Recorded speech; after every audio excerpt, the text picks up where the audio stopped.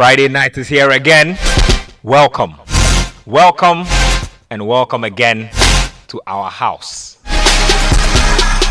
Sports Panorama is airborne on Citi 97.3. Yours sincerely, Benjamin Inketia here. Charlie, the guys have acquired new names heading into the week. To my extreme right, he has shared the title of Mr. New Money. These days we call him the Undertaker, the Oracle, the FPL God. He also is an A&R, so he has discovered a new joint that will be premiering on the show today. I give you Pogba's cousin, Vincenzo Montella's lost nephew. Daniel Cranting is here. Agnes Boache, aka Tumu VVD, aka Tumu Jon Snow, aka Gordon. But I like Agnes Boache best, aka Agi. Fentio Tahiru Fentio is here. And then, of course, these days, he's into show intros as well, announcing the Undertaker, the pianist, the lyricist, international relations analyst, the journalist. Everything is. Rabbi is here. I need to drop the tone of my voice for the Rabbi, the prophet, the carrier of the word of the Lord. Oh, Numo. Okay, Naba, let me. Abba. Oh, Numo. Coach Christopher Nimley is here. And you know what it is. Sports Panorama Airborne. Like I always say, we own the airwaves for now. And for those of you who don't know, the show is streaming live on Facebook. Just head to Citi 97.3 FM's Facebook page and also at Citi TV GH on YouTube. So get to our YouTube channel, Citi TV GH. Those of you who have been crying, wailing, put Panorama on TV, we have given you a chance. Go out there and watch it. You don't even have to be behind a conventional TV. Right behind your smartphone, you can watch or you can stream Sports Panorama live today. Coach, quick prayer before we get the ball rolling. You what is about Wondaboshi. Menesoa, Nimasoa, Namasoa, no shell washe, no bale woba. Beno baba nagbe anwo woke ogbele ehibachi kashinano. Amen. Amen. Let's get on with the Ghana Athletics Association. Yes, because that's where we ended off last week. Today, that is exactly where we are beginning the show. Now, I'll just give you a quick timeline of how things have transpired at the Ghana Athletics Association with regards to electing new leadership to run the association. Now, originally, they were slated to go to Congress on the 15th of December 2018. But Mr. George Luthrot, who is a former president of the GAA, and 14 others took the GAA to court and placed an injunction on the Congress. Now, there was between December 15th and now, there were 16 court appearances between the GAA and also the plaintiffs. Now, court finally ruled on July 5th that the GAA were allowed to go to Congress. The GAA slated the August 17th for Congress. Now, the National Sports Authority, which is the umbrella body of all sports federations in the country, told the GAA that they cannot go to Congress because their Secretary General, Bawa Fuseni, had been transferred. Now, Bawa Fuseni, of course, and the GAA wrote to the NSA telling them that the GAA is an autonomous body and thus does not answer to the NSA as far as Congress and elections are concerned. Now, the plaintiffs, of course, did not show up for the election, which was held at the Tamale Senior High School. They didn't show up, so Professor Francis Dodu, who had intended to stand for vice president, ended up having to be persuaded by delegates against his will to contest the presidency again and he won it overwhelmingly for the third time. Now, of course, like I said, the plaintiffs didn't show up, and half of them were delegates in the election. So a lot of the positions that were up to be contested had to be open again for nominations for new people to contest.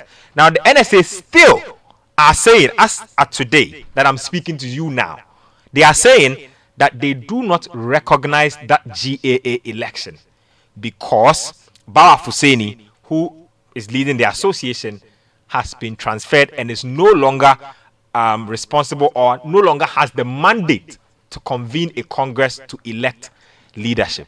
This is where we are now. Tahiru, Fentu, Agi, please, the ball.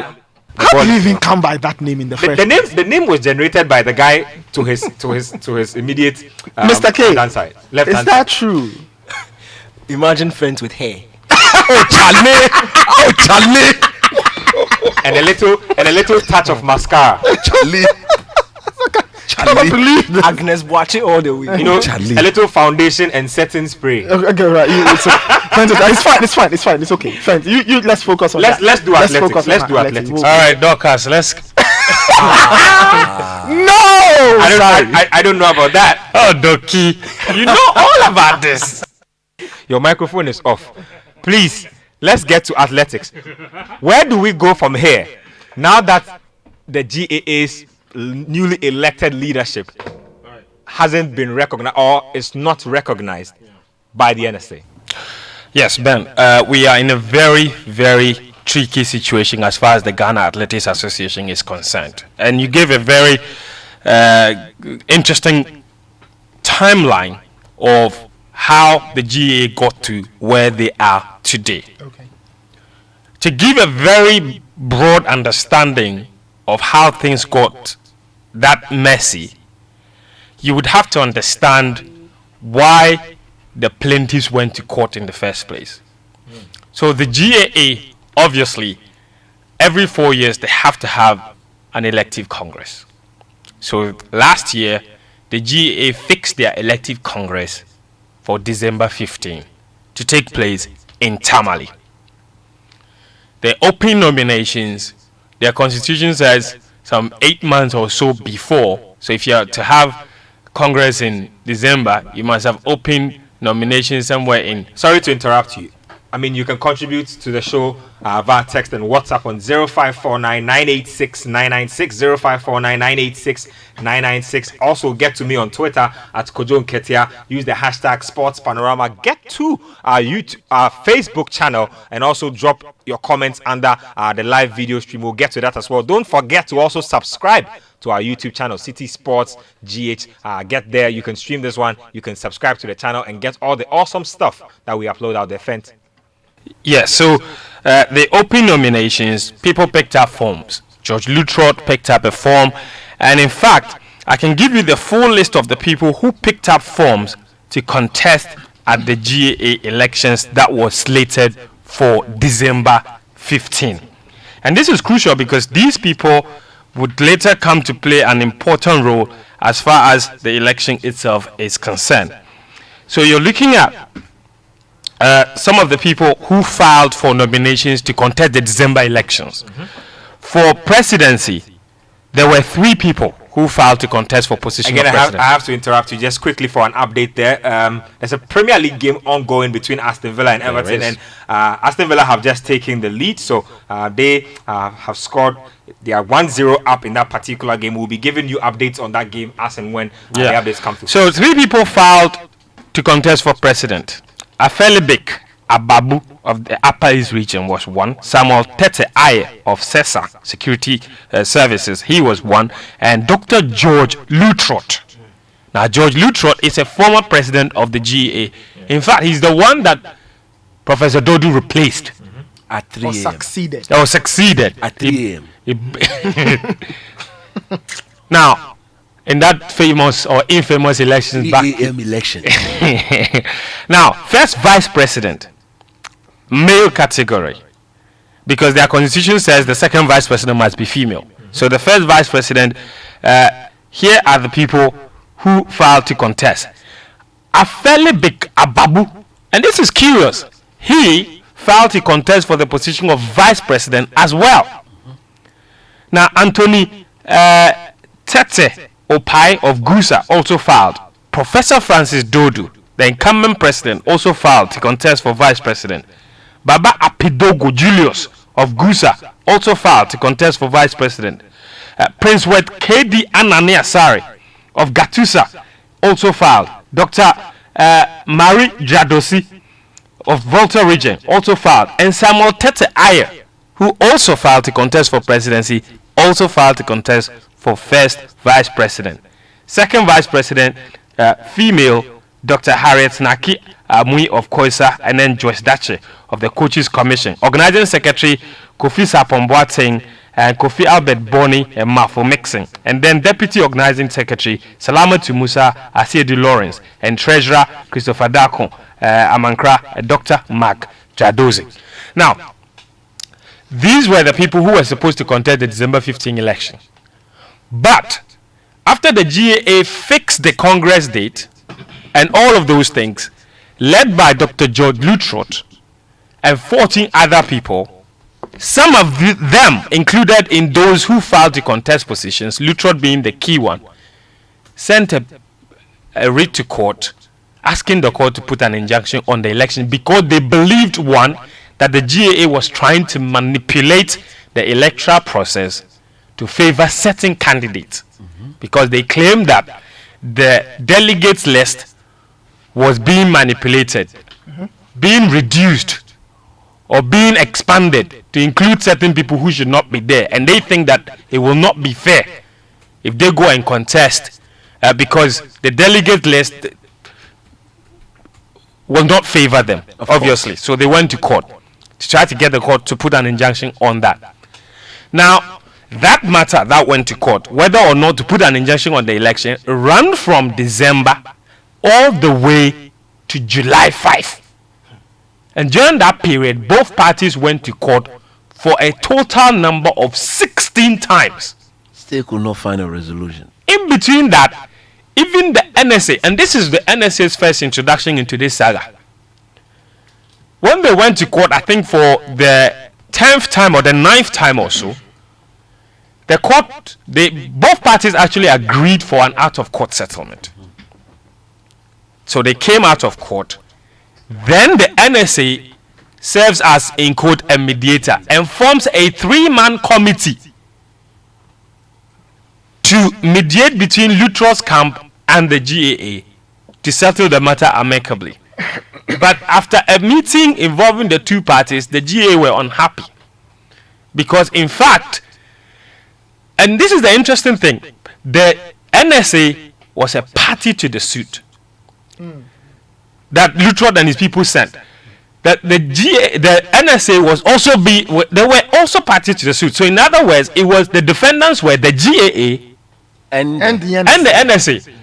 But when the NSA formed that 3-man committee to mediate and solve the matter, because remember, Lutrot and his people were also looking to get the court to order for the NSA to set up an IMC, an interim management committee, to take over the running of athletics in the country while elections were held.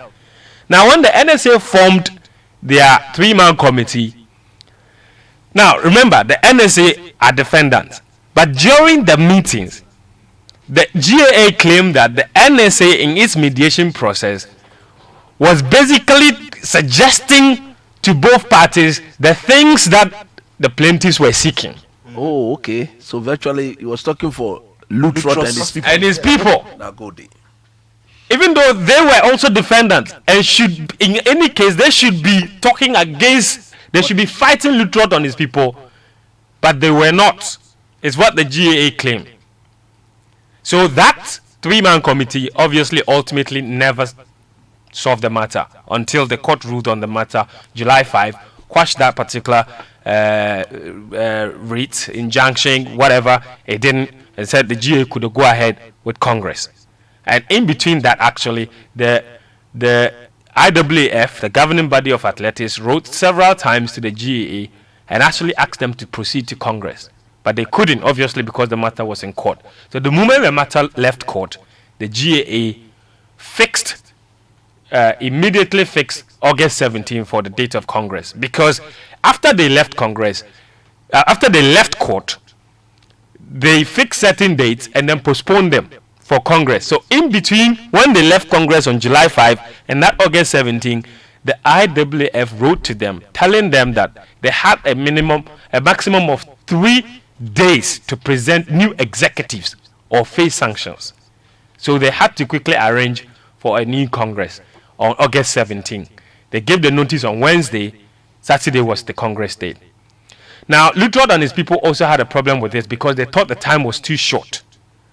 But the GAA argued that this was merely a continuation of the truncated process from December. Okay. And that they were not required to give the constitutional number of days again because they had already done that previously. So they headed to Congress. Now, during that period, the NSA said the GAA could not go to Congress because their General Secretary, Ba Husseini, had been transferred. Now, only the executive, you have to remember that this is an independent body. Yeah. The GAA is just like the GFA. The government can appoint a General Secretary for them. Only the executive committee of the GAA can appoint a General Secretary. The General Secretary is the CEO. He runs the association. Ba Husseini has been appointed by the executive committee of the GAA. So he runs the association. But the tricky thing is, he's also an employee of the NSA. So the NSA, as a technical officer. Okay. Now, the NSA has the right to transfer their employee, Which they have done. which they say they have done. But at the same time, they do not have the right to tell the GAA that because we have transferred him, he's no longer your... No, they can't do that. Exactly. So the GAA, when the NSA's letter stating the bar didn't have the locus to organize the Congress, was flatly thrown out by the GAA because the GAA claimed that the NSA did not have the powers to tell them who their General Secretary should be. So you can say you must have transferred him, all right, For all you know, he can be there and still be our GAA secretary. So we don't care. So that particular sanction doesn't matter. So then he goes and then he organizes the Congress, of course. Then they go to Tamale. The initial venue of the Congress was the Tamale Sports Stadium, the Ali Muhammad Sports Stadium. But because the NSA didn't support the election, they changed the venue to the Tamale Senior High School Staff Common Room. Now, during the election day, obviously, quite a number of Lutros people did not show up. And they had filed to contest for a lot of the positions. Those nominations from December still stood. But a lot of them did not show up. But still, the GAA had 35 members. And we have to pay attention. 30 members of their 35 members showed up, which was more than enough to form a quorum. So there was nothing illegal there. Now, what happened was, because a lot of the people who had filed to contest did not show up, the GAA needed to take a decision on what to do. Because the people who have filed to contest are not here. So who do we vote for? Now, that sort of situation had never been, like, it wasn't provided for in the GAA constitution. It had never been encountered before. So there is no provision to take care of a situation where the contestants do not show up. So then they refer to what they call the GAA constitution. And I'll read Article 15 of the GAA constitution for you. Article 15, Clause 15 of the GAA constitution, which was what they used to conduct the elections. Now, if you look at the constitution of the GAA, Article 15, here we are. Now, it borders on matters that are not catered for in the Constitution. So it says here, 15.15, that matters not provided for. And it says, if any situation arises that, in the opinion of the Executive Committee, is not provided for in the Constitution, the Federation's regulations, rules, codes, policies, or procedures of the Federation, the matter will be determined by the EXCO. So, right there and then, the EXCO decided that we will have to reopen nominations. There. Right there. Because the Constitution gives them the powers to determine a matter that's not provided for in the Constitution. So they determine there that if the people who have filed to contest are not here, Open nomination. we open nominations. And so people they who were present so cannot contest. yes. So against they their- reopen they reopen nominations, and people nominated Professor Francis Dodu. Now you have to remember this. Dodu, in his speech before the members of the association, said clearly that this was the end of his tenure. Before all those other matters came. So after they reopened nominations, some members who were present nominated Professor Francis Dodu. which he accepted willingly. He said he wouldn't. He should go and see. And then they hold on. He said he wouldn't. Let's be honest. And the people who were there, the members of the association threatened to walk out, to abandon the Congress if Professor Dodu did not contest. Oh, Charlie.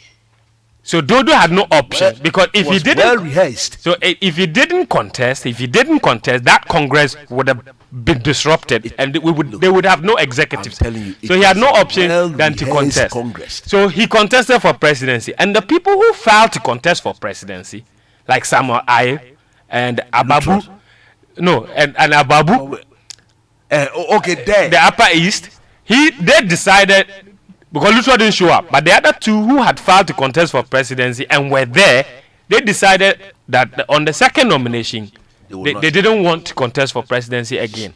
So Ababu went for first vice president, Samuel Aye went for organizing secretary. And the elections went smoothly, and Dodu won. Now, out of the 30 members that were present, 22 of them were able to cast their vote. In fact, 23 of them were eligible to cast their vote. 22 of them voted yes for Prof. Dodu. 1 abstained. The other 7 who didn't vote either sent wrong delegates or applied to vote by proxy. And the Electoral Commissioner on the ground did not allow them to vote by proxy. So that was how Professor Dodu ended up winning the elections for a third term. But then when they came, the next day, the NSA wrote another long letter saying they did not recognize the elections and that fresh elections needed to be held. Up till now, the GAA hasn't responded, but they have presented the names of their executives to the IAAF, and the IAAF recognizes the elections. So right now, we are at a place where it will be interesting to see what this war between the NSA and the GAA will end up, because the NSA has consistently said that they will have a stake at the GAA so long as the GAA continues to use their facilities, i.e. their office. The GAA office is in the stadium. The GAA does not pay rent to the NSA. So it's basically, they say all the batons, the uniform that they use for all their athletes, they provide for them.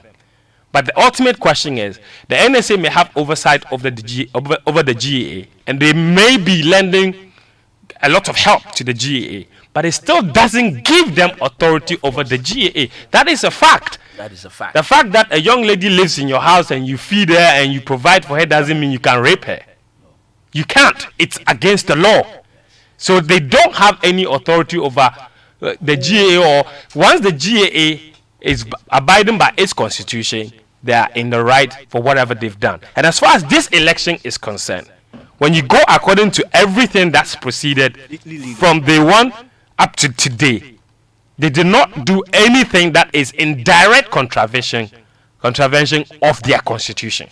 However, the circumstances are unique, and that is where we may have challenges going forward. Coach doesn't look sold on how the elections turned out and how Prof. Dodu was re-elected a third term, but that definitely is a conversation for another day. Sports Panorama proudly brought to us by Betway. Now, Betway is giving you the chance to boost your multi-bet winnings by up to 100%. To activate your boost, visit betway.com.gh and create a multi-bet that has 2 or more legs. Check your boost on your bet slip and place your bet. It's that simple. The more selections you add, the bigger your boost. All winnings are credited as cash. Bet your way and boost your winnings with Betway for the love of the game. No under 18s, bet the responsible way.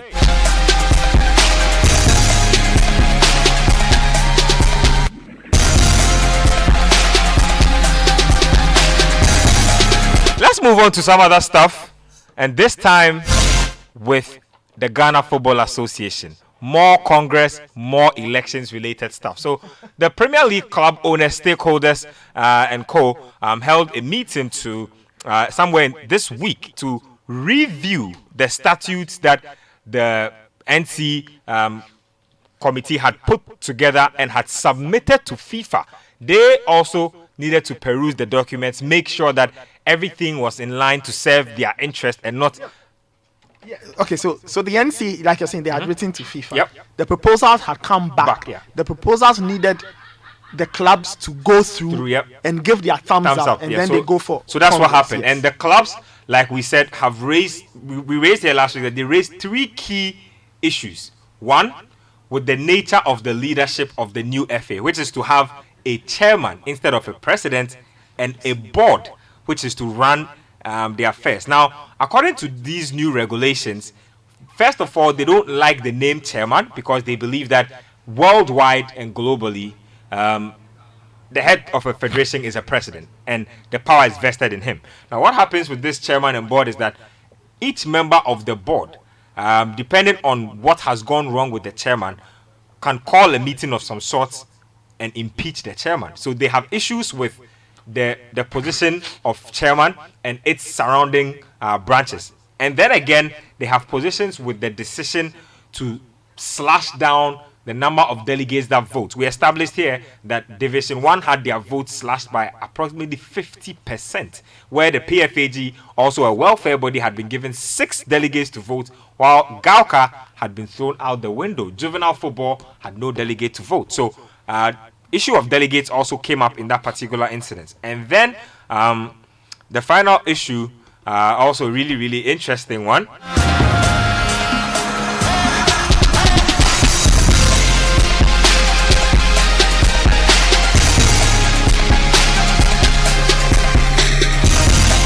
And then with the standing committees of the FA, some issues have also been raised. But just before we go ahead, I want you to listen to veteran football administrator Techi Ahen. He had a lot of interesting things. Nickname.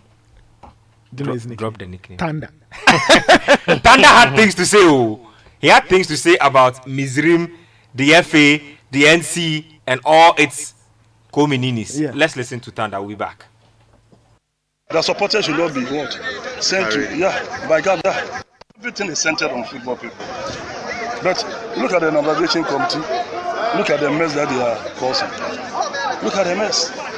The football, the Black Stars Management Committee, look at the mess. Changing of captain and band, was that necessary? Was that necessary? Per the Justice Jamaica Commission report, the supporters should not be what? Sent to, by government. But it's happening life and Caliph. We have the whole sports minister addressing supporters. From here, we are going to Canaan. Going to Canaan is a cancel. But the Israelites from Egypt to Canaan, it was left only what Caleb and Joshua and a few others. They all died on the road. So why do you want to leave Kenya, Egypt to Canaan? There's nothing good at Canaan. So from the word go, some of us told them that the path that they are treading, unless they consult the football people, they'll go and hit the wall. And lo and behold, it has come to pass. The supporters should not be what? Sent to, by God, everything is centered on football people. But look at the nomination committee, look at the mess that they are causing. Look at the mess. The football, the Black Stars Management Committee, look at the mess. Changing of captain and band, was that necessary? Was that necessary? Per the Justice Jamaica Commission report, the supporters should not be what? Sent to, by government. But it's happening life and Caliph. We have the whole sports minister addressing supporters. From here, we are going to Canaan. Going to Canaan is a cancel. But the Israelites from Egypt to Canaan, it was left only what Caleb and Joshua and a few others. They all died on the road. So why do you want to leave Kenya, Egypt to Canaan? There's nothing good at Canaan. So from the word go, some of us told them that the path that they are treading, unless they consult the football people, they'll go and hit the wall. And lo and behold, it has come to pass. Going to Canaan, no. It's a curse. Oh. I have told you, going to Canaan, no. Sports Panorama proudly brought to us by Betway. Let's take a quick break here on the show. When we come back, we'll talk some club football. Asante Kotoko and Ashgold are in continental action. There's Don't Call Me a little on the horizon. Premier League Match Day 3 is tasty. Stay with us. Credible, timely, and authoritative. City TV offers the best news and current affairs programming every weekday on Mondays and Wednesdays. Probing and informative, direct and instructive. Join me, Bernard Avlet, this and every Monday and Wednesday at 9 p.m. on The Point of View on City TV. Every weekday from 8 p.m. Get up to date with the leading news stories of the day. Your comprehensive news coverage from across the country. City Newsroom is your trusted daily news package. Every weekday, 8 p.m. on City TV. Make a date every Tuesday evening. The politicians and key personalities speak to me, Godfred Akoto-Boafo, on Face to Face every Tuesday at 9 p.m. Keep updated throughout the day on 2020 News. For regular news checks as they unfold. Politics, sports, entertainment, business, and much more. 2020 News. We bring you the news in 20 minutes. Every weekday evening. Stay updated on the key business issues of the day with me, Bobio Say, on the business dashboard every weekday at 7 p.m. Friday.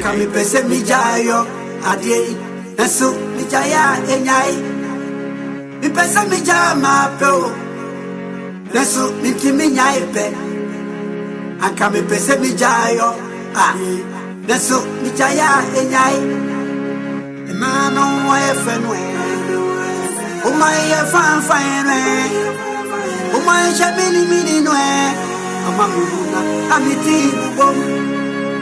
Emano umaya fenwe, umaya fan fine, umaya shabini skati noe, amamuna itaki abete.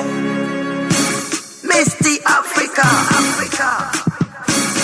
Pesa mi jama po, leso mitimi nyaipe.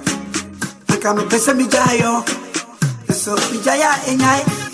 Emano wa efenu, omwa efan fine, omwa shabini mini noe,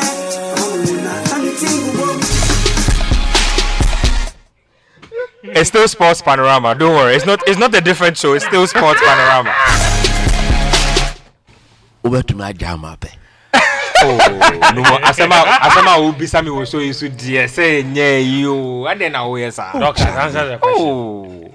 No more. Na me hear the jam up. Oh. You no go find it. Bright and shine.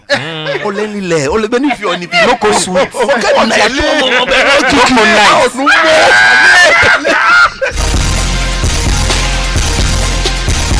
Coach Christopher Nimley, coach.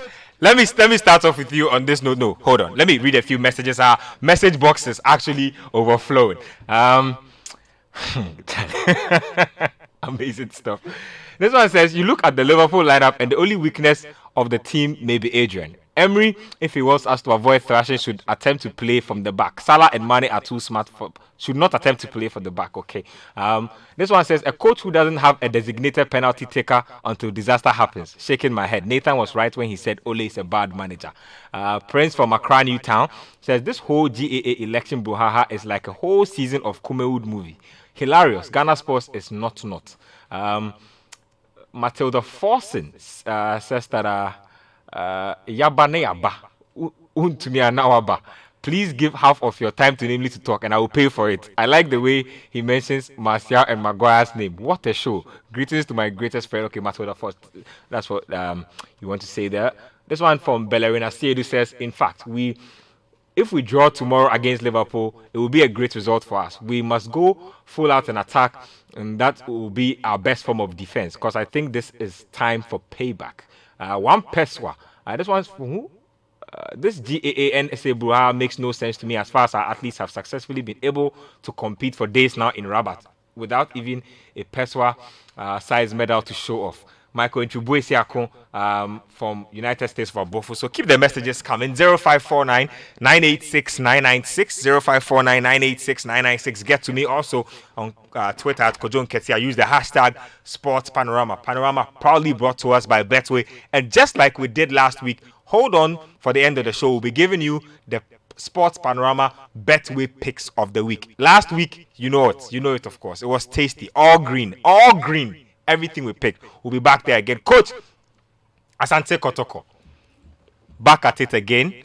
After playing out a 3-2 game in Nigeria, they have home turf to defend at the Baba Yara Stadium. Now, we all know that Baba Yara sometimes can be a minefield for the team itself.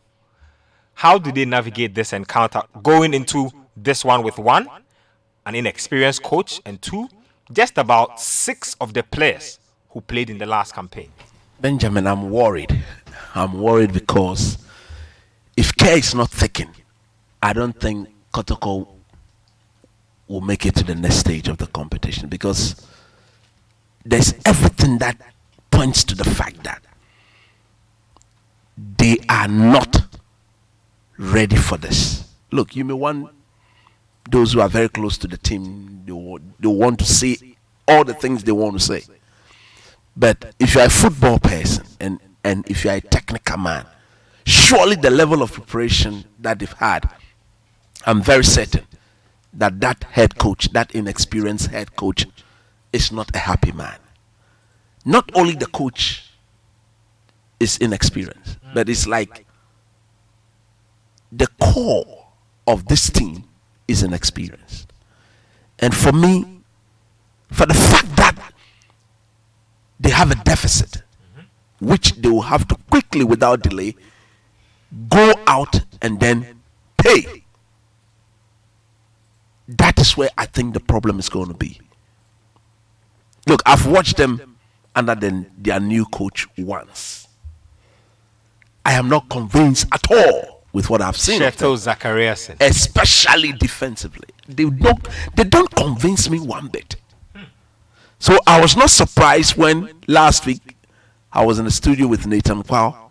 He was giving me the update. Kotoko are now 2-1 up in less than or within 5-10 minutes. They were 3-2. And it's like, this is a manager who believes that it has to be attack. And if you are working with an inexperienced team, with players who've never been there before, the best thing to do is to get them to acknowledge and then see the situations as at when they present itself. You should know when you are chasing the game. You should know when you are in the lead. And as you draw the line between these two very important situations in the game of football, then that informs you as to what you are supposed to do. I didn't see that with this manager or with this coach in the first leg. The question is, most often, when Kumasi Asante Kotoko finds themselves in that must-win situation, especially at home, they tend to blow it away. In the just ended edition, where they participated in the CAF Cup, they needed to win just to guarantee qualification to the next stage. They failed to win at home, and all of a sudden, they were so confident that they could go all the way to Zambia to go and get a result, because they believed that a certain Zambian team would not allow another Zambian team to qualify, and it was laughable. They have the ball in their court. As a technical man, I believe that they need to do everything tactically possible not to concede. Because, look, if they were to concede, I don't see how they will come back. But Chris, I mean, where are they? They need what? They need to win what? 1-0? 1-0. 1-0 to qualify. That's all they need. That's all they need. Okay. And that's what worries me, because the manager they've got do not understand. But 1-0 doesn't understand 1-0 wins are the most difficult, though. They are the most difficult. So you need to be very, you see, at the end of the day, if you have a result that you can play for to get you to the next stage, you need to find a good balance. So for me, I'll be absolutely mad should Kotoko take the lead and then allow the Nigerians to come back, while a 1-0 win would take them to the next stage of the competition. But if you look at this manager, I am worried. If you look at the playing body currently, the inexperience is so much that you need to sit on the hot seat, hoping that they will get beyond the finish line. So for me, my hands are crossed. But tactically, they need to approach it in a manner that will enable them to perform. When I say in a manner that will enable them, they are not supposed to go out and start, we are going to score what? No. You need to calm down. You see, I'm again a bit worried with the way management have tried to pump the supporters up that come what may, we are going to win. This is the perfect time. If I was the spokesperson, I'll be getting supporters to understand how difficult the game is and why they should not be worried if at the end of the day we score that all-important goal in the 90th minute. Because at the end of the day, that is what matters. It is not about how beautiful it's going to be on Sunday. It is about how pragmatic it has to be in order to get the team to the next stage of the competition. So for me, I hope they are able to find the chemistry that will get them beyond the finish line. But if I see the way they've prepared, I'm not impressed with them. Of course, you don't blame them because there's no football in this country. So for me, I am worried, especially when they decided to do away with most of their experienced campaigners. Some of us said that I was one of those who said that team was aging. But I didn't think they would let go of close to 13 or the entire team, bring in 13 to 14 new players. I didn't think that is the way to go, but they have done it. So at the end of the day, look, guys, calm them down. Get them to do the simple things. It's going to be difficult when you have your goalkeeper in such a situation as your captain. I would have preferred somebody on the pitch wearing the armband, dishing out the instructions on behalf of the coach, getting them to understand where they are and how they need to progressively play the game in order for them not to be surprised. Because if the Nigerians were to score any goal here, the confidence in them will get them beyond the finish line. And for me, I'm too used to Kotoko throwing it away when it matters most. That is why I'm a worried man. So I wish them the very best. I want them to qualify. We need that slot back. Because look, if they were to qualify here, they have another difficult North African tie to deal with. But let's take it one game at a time. Go on Sunday. Don't be expansive.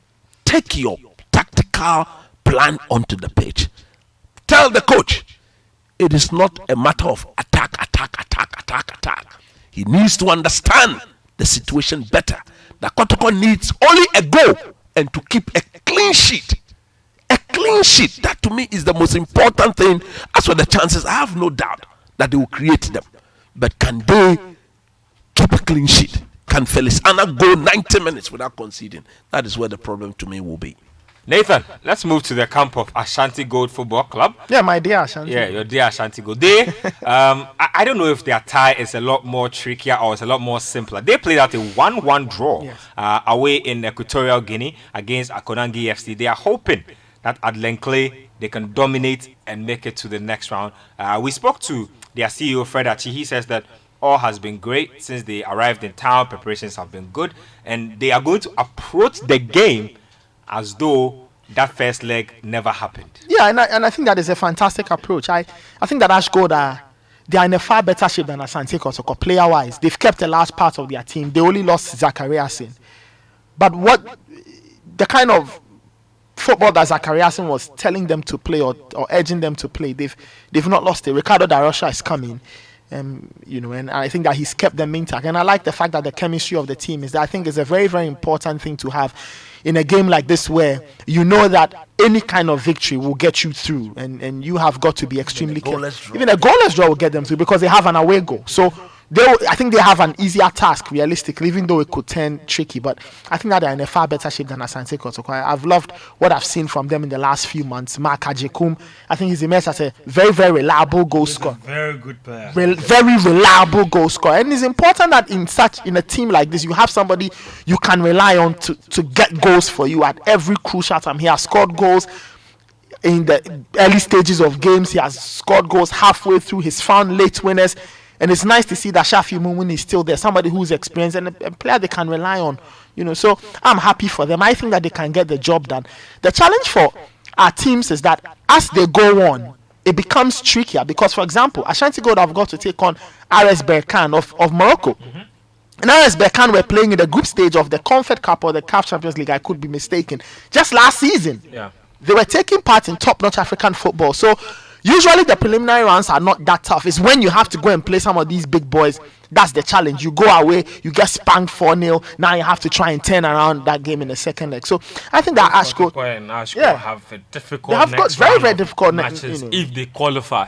So because EST for Kotoko and RS Berkane and Ashko that's not easy. I think that is Ashko themselves are in a better position, but they need to focus. It's about getting the job done, getting over the line, and thinking of how to overcome the next challenge.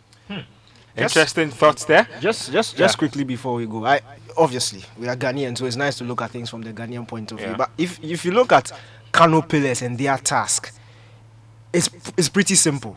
Avoid defeat. That's how easy it is. Avoid defeat and you are through. So I was following Kotoko's game last week, and look, it didn't really make sense to me because you are playing in a knockout competition where all these rules apply. You are obviously they score you by 1-0. You come back, you equalize, and you take the lead in the second half. And then you keep it. Look, these are basics, and I don't think it's 2019 modern day football. Look, there are some things that I won't even pin it down to inexperience. Because yes, you might not be experienced in coaching, but we've all watched football. If I'm sitting here in Adabraka and I know that if you are 2-1 up away, you have to defend. Then if you're a manager on the touchline, you know these things. You don't continue attacking because look, sometimes you have to abandon your philosophy for the sake of the result. You go out there, you get a good result. Even a 2-2 draw would have been good for Kotoko.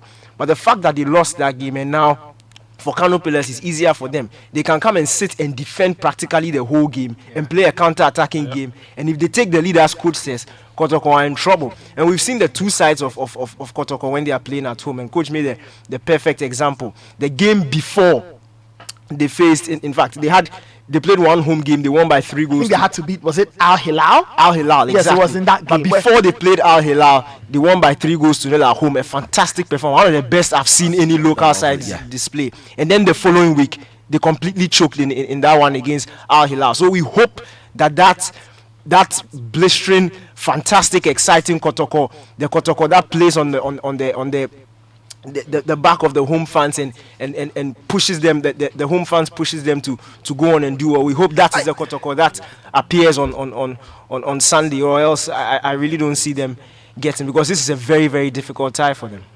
Let me get to my Facebook feed and let me read a few of the messages that have been coming through. Very interesting submissions there. The very first one is from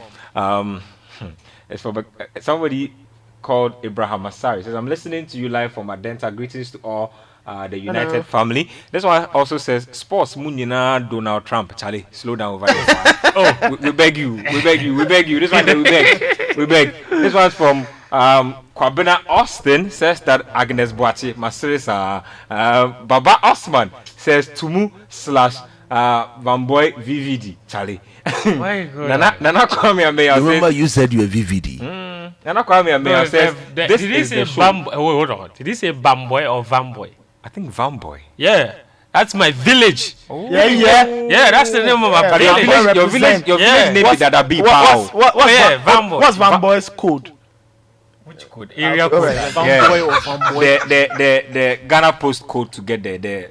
Or SNU code when we want to go there. Which Ghana code? Okay, let's proceed, gentlemen. Ghana post GPS. Okay, we'll get to that. Let me get to more messages coming through. This one's from Michael Kuma. Says, I'm watching you guys live. Rehoboth Makafu Nicholas is watching live from Dowenya Pram. Nice. Say the name again. Rehoboth. Oh, I'm in the spirit. That's some Old Testament name. This was a name that you know when the kingdom of Israel was going to be split into two. There's a story where I think 2 people meet and they take a garment and they split into 12 pieces. You take 10, I take 2, and it's the prophetic word. Let's continue. If I had the biblical name, you know what the name would be? What's this? Habakkuk. But talk about biblical names. Pop quiz. Who knows Solomon's birth name? Hey. Stop this. We didn't go Solo. Really? Really, Daniel? Really? Do you know Solomon's birth name? No, I don't. Quentin, do you know Solomon's birth name? Solo. No, not. You don't know this. Jedediah. Nice. Jedediah is Solomon's birth name. Charlie, obey D for Let's get on with the messages. This one is from Azuma. Says that my first time watching Coach, I thought he was that old, but he is fresh and young. fresh and young. What? Young and fresh. What a description.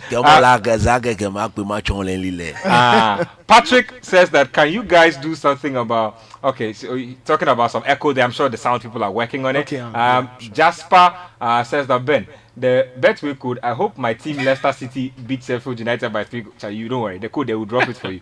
Clement Dria says that, listening to you live from Ejiso. Charlie, we've reached firepower, Ejiso and since. This one's from Kolobiri. Says that watching all the way from Bogatanga. So Charlie, we reached Samuel Ando.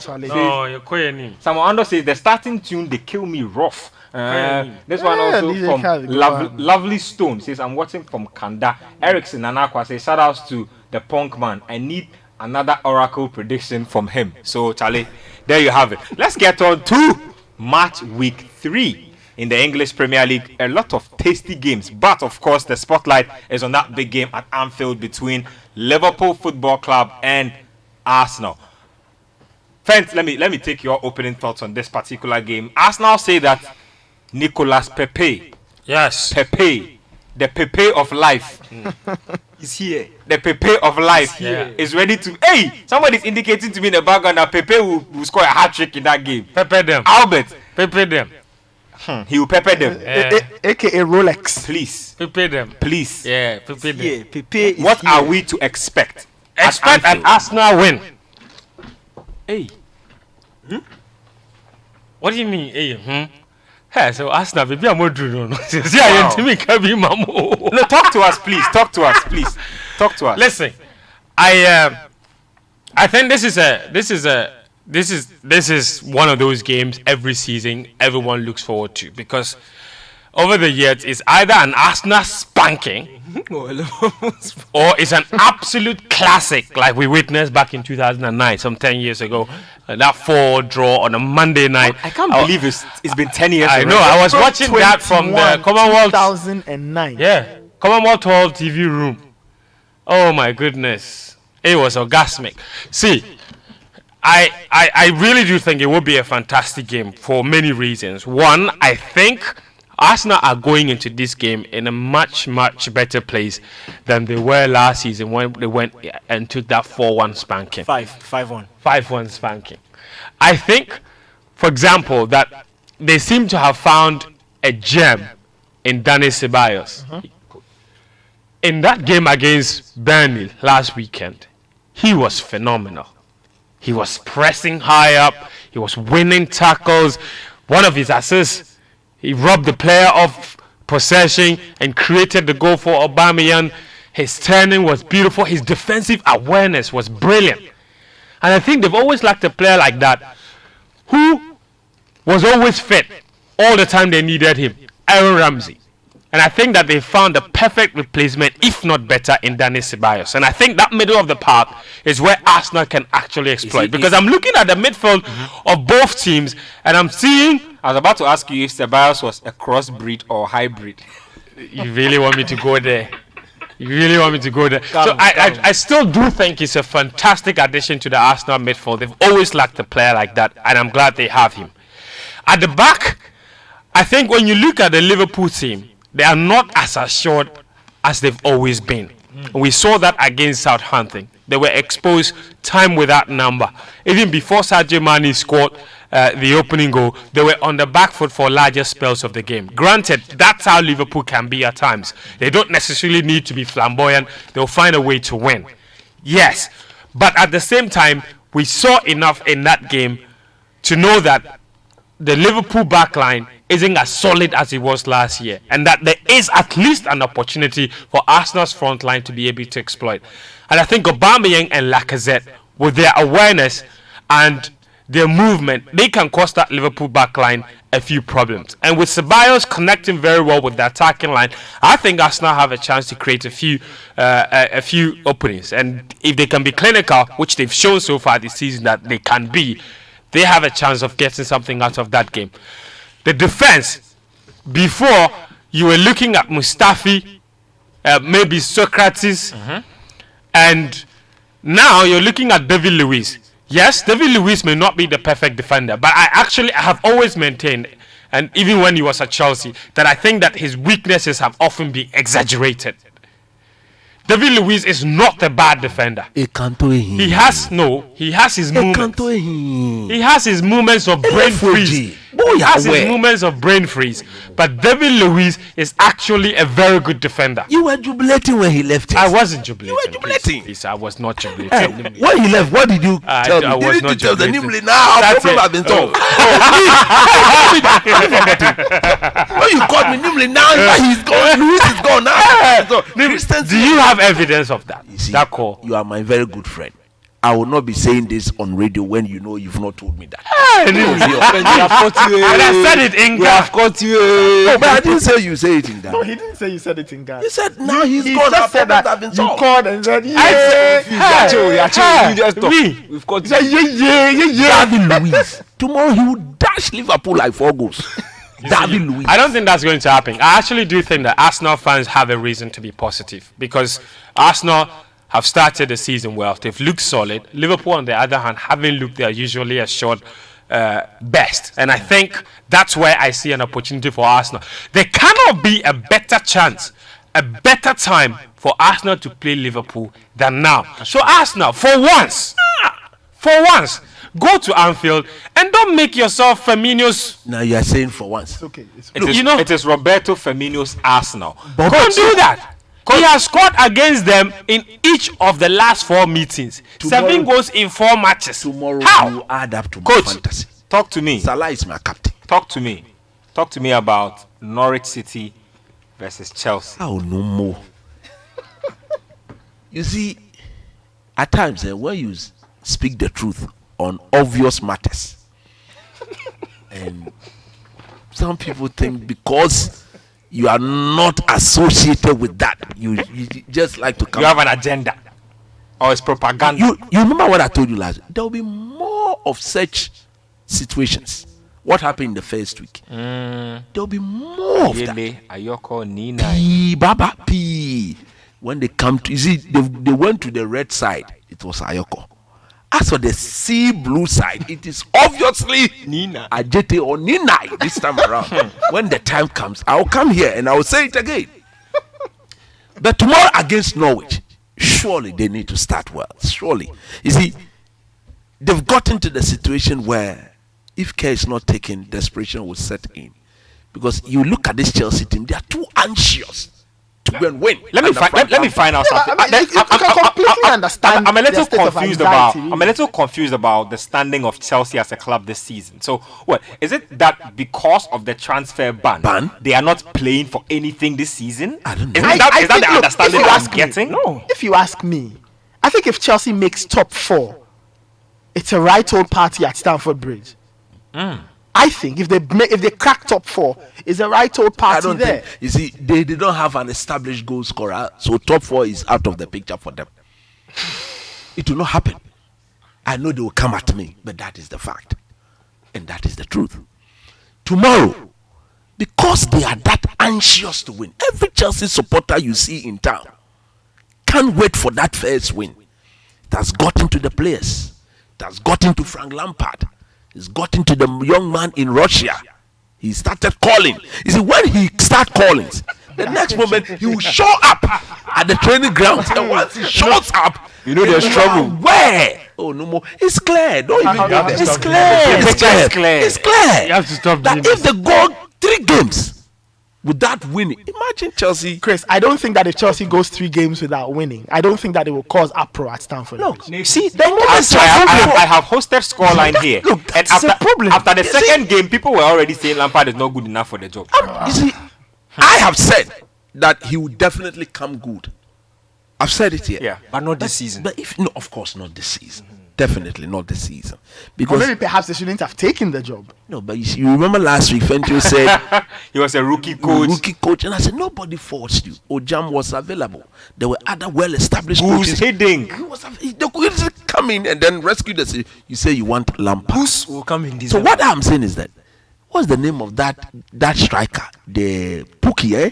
Timo Pukki. If you look at the way he's moving and the confidence running through the spines of that young man, it is very clear that It is tomorrow, clear? it is very clear that tomorrow, It's clear. see, he will worry and worry because it's Zuma and then Christensen, a partnership that I believe 2 years from now, if only Chelsea can keep them, they'll be the backbone of that Chelsea back four. But the fact is, for now, they'll have to suffer a bit, and it is the earlier the Chelsea supporters accept that, the better. I want Chelsea to win tomorrow because I cannot see Lampard, a legend of the club, go 3 games without a win. They said Ole was a bad coach. He came last year. He came in the middle without any proper preseason. We saw what he did, although the team did not finish well. But for me, if you are going to Norwich, what's the name of the coach? Farker. Daniel Farker. Daniel Farker. Oh no! Defend to feel. Don't be mischievous. Daniel Farker. Farker. See? What is the meaning of this? Christopher. He has behave. He has an identity, and Yeah. you don't expect him to abandon that at home. I have said that he should be smart on the travel. But if you look at this Chelsea team, very anxious, very desperate for the win. I think they should go and test Chelsea in that first 15 minutes. Test them and see how it goes. They will. They're the home team. Get the supporters, get Pookie some 2 or 3 chances, and let's see whether Ariza Balaha. You got the name right. Fantastic.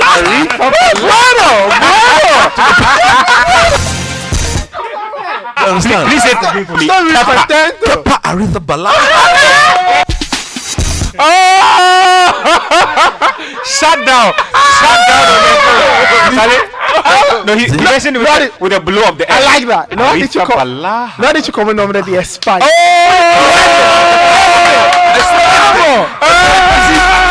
Thanks to my boss. I don't even understand what you said, but it sounds provocative.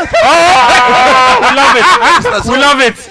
Let's see how many saves that young man can make in the first 15 minutes. But I believe that should Chelsea weather that early storm, they'll go on to win the game. There will be no early storm. I think Chelsea guys will whip Norwich. That's fine. At least 4-0. Okay, that's great and everything. Let's stop. I'm just saying, my concern though for Frank Lampard is his reaction to the situations when they do. Again, in that game at Man United, it happened. At a point against Liverpool in the Super Cup, it happened.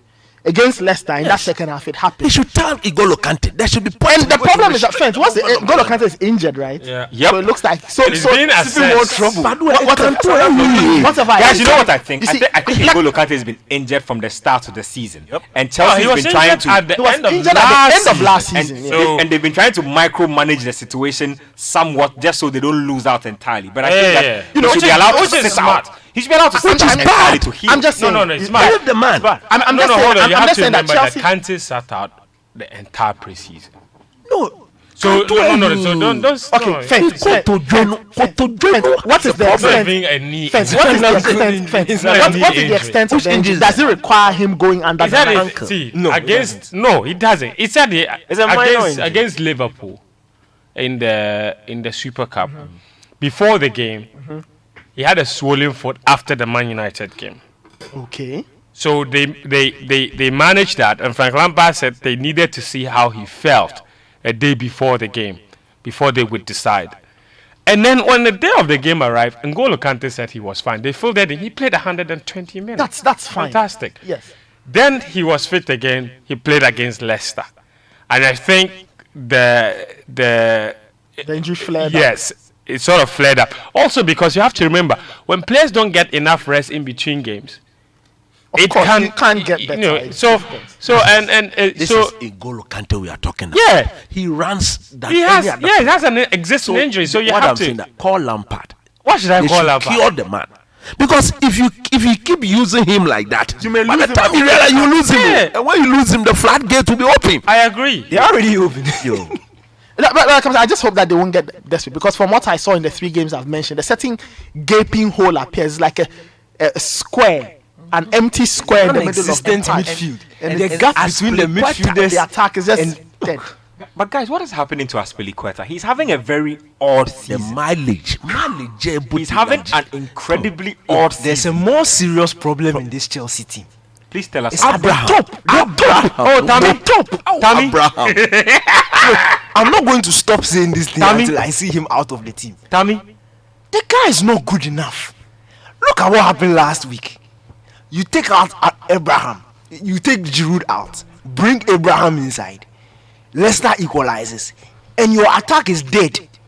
He has a half chance that any decent Premier League striker would at least hit the target. What does he do? He scooped the ball to the throw-in. The guy is not good enough. Look, the Championship is totally different from the Premier League. It is totally different. If you are good, you are good. If you are not good, you are not good. And the guy is not good enough. Even at Swansea, he was sitting down for Jordan Ayew to play. And now he's playing for Look, okay. I just say Chelsea fans need to understand that. Look, the club has a standard. It may have started in 2005, but it has been sustained. And we actually see this club at a top level. They are top level club. Take Abraham Etihad. No, it's Abraham going to be playing in They will not think. Exactly. I'm again. I'm Abraham. It's not even the Etihad. It's any credible ground. Any Premier League team. You look in the dugout and you see Abraham by. If I'm a centre back, will I be afraid? No. The goalkeeper will laugh. They already have a psychological advantage over you, and that's what's going to happen. When he's coming and they are taking Giroud off, they are singing hooray because they know that their troubles are ended. Of course. It's not good enough. I saw Batshuayi playing in the Premier League 2 reserves this week. Also heartbroken. Michi Batshuayi. He's struggling for his Batman. place in the knee. I actually have a feeling he will get his chance. I think that guy has been really, really unfairly treated by No, I think he will get his chance this weekend. I have a very strong feeling because he played in with the Chelsea reserves in midweek along with Antonio Rudiger. They both played 19 minutes. Batshuayi scored 2 has a problem goals. with his knee. No, Rudiger too isn't ready. Okay. But guys, trust me, after the international break, Chelsea is going on a 10-game winning streak. I had Man United once on behind closed doors friendly 4-0. They said it was Smalling and Jones at centre back. Then a friend sent me a text message and said, "Oh, they won behind the scenes friendly. So does it mean that they are good enough?" I said, "The friendly they should be played behind the scenes. Nobody wants to watch that friendly." Charlie, those two guys. Let's get to the rest of the fixtures. Brighton take on Southampton. Man United are up against Crystal Palace. Look, guys, I have to say something. Quick thoughts on that before we move. I spoke to him. Who? Yesterday morning. His cousin, of course. 2 hours. The cousin. Yeah. The cousin. Cousin Pogs. Cousin Pogs. Look, you need to defend him. The things happening. Pogs is pissed. Pogs, he's not happy. Look, most of the time when we chat, we're always laughing. It was a serious talk. And he said on Saturday, what he will do to. We will see. Look, at 5 p.m. on Saturday, there will be silence in England. Paul Pogba is going to shut everybody up. You see, I don't understand. Everybody misses penalties. Don't mind those guys. I can give you a typical example. Just last season, Aubameyang missed a 90th minute penalty in the North London derby. 2 weeks later, Arsenal had a penalty again. Lacazette picks up the ball. We see a discussion between the two. And then Aubameyang goes back to kick and he scores. So what is this about? And the manager has made it clear that Pogba will still take penalty for Man United. Look, it doesn't make sense. Some of these things are very unwarranted. The guy scored 7 penalties last season, and all of a sudden, but the conversation is not good enough to take penalties. It's very interesting hearing the British press. The conversation from Monday night, every single story, every single portal. Man United missed chance to go top after Pogba misses penalty. And everybody's talking about it. Sky Sports spent 40 minutes of Monday night football. And they are discussing. Like Daniel is saying, it's clearly an agenda. They are discussing agenda. They are discussing penalty. Look, and it pays me that people out of the team so that they make Rashford. I love how Marcus Rashford answered the journalist. It was fantastic. He said, look here. People miss penalties. We discussed. I asked him, mate, do you want to take it? He said yes. And I gave him the ball. End of story. End of story. Yeah, that's what. I'm happy though that Man United say they are speaking to Twitter to sort out this reason. No, listen, you see, and I'm happy, especially on what the manager said, is that Pogba is still on penalties duties. End of story. End of story. Let's get to the other fixture. Sheffield United up against Leicester City. Watford will be up against West Ham United. Liverpool take on Arsenal, like I already mentioned. Tasty. Yeah, very tasty, Charlie. On Sunday, there's Bournemouth versus Manchester City.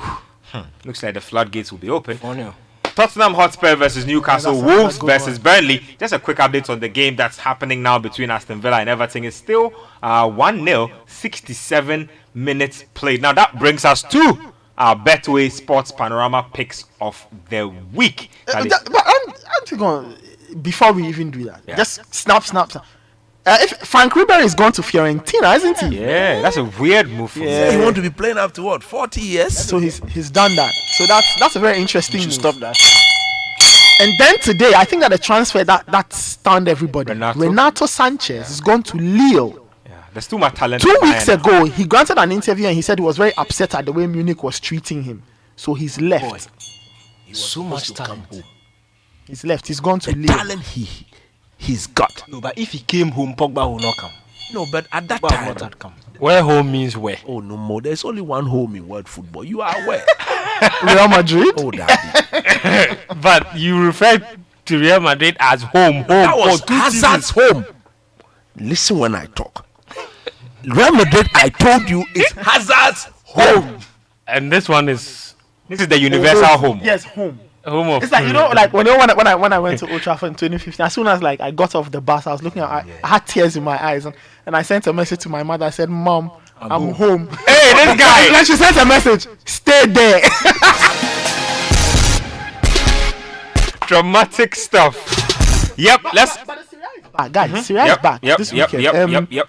This will be fascinating. This is going to be the best. I thought we would talk about this Neymar thing. Where is he going? Neymar is going to Real Madrid. No, I'm telling you. Chris, I'm telling you. Let me tell you. Barcelona. Let me give you some nice inside juice on Neymar. This is it. PSG don't want to do business with Barcelona. Primarily because of how that transfer went. You understand? So they don't want to do business with Barcelona. They want to deal with Real Madrid. They have a very good relationship with Real Madrid. Unfortunately, Real Madrid don't have the kind of money PSG want. Now PSG say they will take a minimum of $200 million. But the player says, "Give me to Barcelona." But PSG eventually, I think that is where it will end up. But PSG say Barca will have to come up with the money. Remember, remember, they've turned down all the offers that they proposed. Coutinho. They proposed Coutinho, Rakitic. Who? When the God speaks and the God instructs, go bring him. Who is this? No more. Leo is the one doing this. Hasn't he had a voice since? No, but he's told the man. Where did his voice go? You cannot do anything. They don't have the money. PSG don't need the money. Let me go through the Betway picks of the week because you guys are going to go on and on and on about this. So I'll go through the picks and then Fent will be telling you exactly why we picked these matches. So Man United versus Crystal Palace. We have Man United winning outright. Fent, quick. Yeah, note United's record against Crystal Palace is phenomenal. Palace has never won a game against United. Their best being a draw last season. So I think outright winners Man United. Away win for Chelsea in that game against Norwich. Desperately in need of a win, Chelsea. Norwich are a very open team, so they will come attacking Chelsea, which will leave spaces in behind. And I think that for the first time, Chelsea can exploit that and get their first win. And then we took a detour to the Championship, where we have Swansea City beating Birmingham City. Yeah, maximum points for Swansea. They still haven't lost the game in the opening 4 matches in the Championships. They are high flying at the moment. Andrea is in phenomenal form. So at home, it should be victory for Swansea, I think. Yeah. Then we go to the Italian Serie A. There's a blockbuster encounter there between Fiorentina and Napoli. Now we have both teams to score in that particular encounter. I think that makes sense. You look at Napoli today; they confirmed the signing of Elvin Lozano. Yep. So that's a very attack-minded team. Carlo Ancelotti wants them to go at Juventus, and I think Fiorentina are quite open side. So finally, we do Spain. Leganés play at home, but they go up against Atletico Madrid, and we have Atletico Madrid to win away from home. Atletico, I think in my books are favorites to win La Liga this season. No matter what you say, it's too early for that. Trust me. I think they will. They are indeed the team to challenge Barcelona. Barcelona, of course. Not Real Madrid. What is happening? What is Real Madrid? What is that? What has happened to Real Madrid now? Sergio Ramos, reality. It's clear. Sergio Ramos, baby. It's clear. Baby. For those of you who couldn't follow the picks, we'll be putting this out on the main Citi FM handle on Twitter with the booking code, so you can just go out there. You can see the Sports Panorama Betway picks of the week. Do whatever it is you want with it. We have done our part. So yes, these are our picks. Man United to beat Crystal Palace, Chelsea to beat Norwich City, Swansea to beat Birmingham City. Both teams to score in that game between Fiorentina and Napoli, and Atletico Madrid to beat Leganés away from home. Complete with your booking code. Last week, like I said, it was all green. If you don't want to miss the all green train, you know what to do this week. That's about it from us here at Citi 97.3. My name is Benjamin Nketiah. Daniel Cranton helped us to do this. Nathan Kwafentio Tahiru and Coach Rabbi Prophet Evangelist Nimli. The Premier League preview show is right after this, so don't go anywhere. But of course, we leave you with this.